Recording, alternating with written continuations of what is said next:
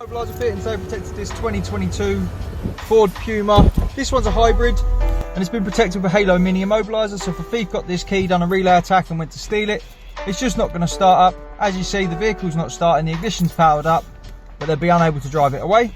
So what the customer has to do, keep their foot off the pedals, tap the start button.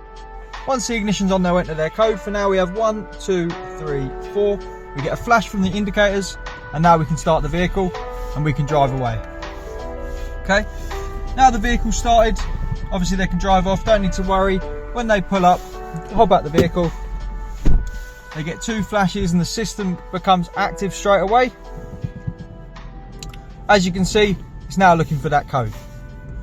This is the Halo Mini Immobiliser on a 2022 Ford Puma hybrid. To get one of these installed, give us a call on 0208 212 7393 and we'll secure your vehicle. Thanks for watching.